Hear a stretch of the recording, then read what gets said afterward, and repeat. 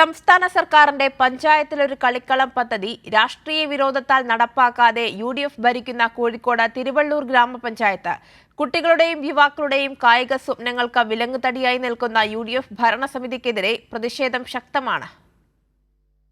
കോഴിക്കോട് ജില്ലാ പഞ്ചായത്ത് 10 ലക്ഷം രൂപ കളിക്കളത്തിനായി അനുവദിച്ചിരുന്നു. തോടന്നൂർ പള്ളിക്കുന്നിൽ LDF ഭരണത്തിൽ 44 സെന്റ് സ്ഥലം വില കൊടുത്തു വാങ്ങി. ഇത് ഉപയോഗപ്പെടുത്താമെന്നിരിക്കെ LDF സ്വാധീനമുള്ള പ്രദേശത്ത് കളിസ്ഥലം വേണ്ട എന്ന നിലപാടാണ് നിലവിലെ UDF ഭരണസമിതി സ്വീകരിച്ചതെന്ന് പഞ്ചായത്ത് അംഗം രമ്യ പറഞ്ഞു.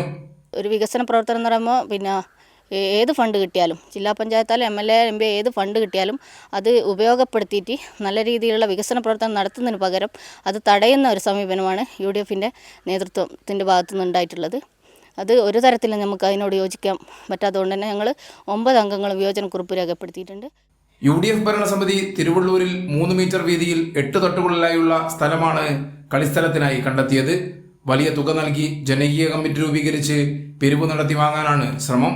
ഇത് പ്രാദേശിക കോൺഗ്രസ് നേതാവിന്റെ ബന്ധുവിന്റെ ഉടമസ്ഥതയിലുള്ളതാണ്. 40,000 രൂപയ്ക്ക് റോഡരികിൽ സൗകര്യപ്രദമായ സ്ഥലം നൽകാമെന്ന് ഒരാൾ വാഗ്ദാനം ചെയ്തിട്ടും UDF ഭരണസമിതി ഇതിന് തയ്യാറല്ല. ഇവിടെ തട്ടുകളായിട്ട് 2 മീറ്ററോളം ഉയരങ്ങളിലായിട്ട് പടർന്നു കിടക്കുന്ന സ്ഥലമാണ്.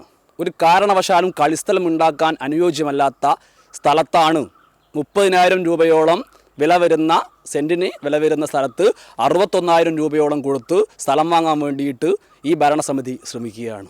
ഇത് പൂർണ്ണമായിട്ട് അഴിമതിയാണ്. ജില്ലാ പഞ്ചായത്ത് ഫണ്ട് അനുവദിച്ചിട്ടും പദ്ധതി നടപ്പാക്കാതെ ഭൂമി ഇടപാടിലൂടെ കമ്മീഷൻ കൈപ്പറ്റാനുള്ള ശ്രമമാണ് UDF ഭരണസമിതി നടത്തുന്നതെന്ന ആക്ഷേപം ശക്തമാണ്. ഇതിനെതിരെ സമരരംഗത്താണ് LDF. കൈരളി ന്യൂസ്, കോഴിക്കോട്.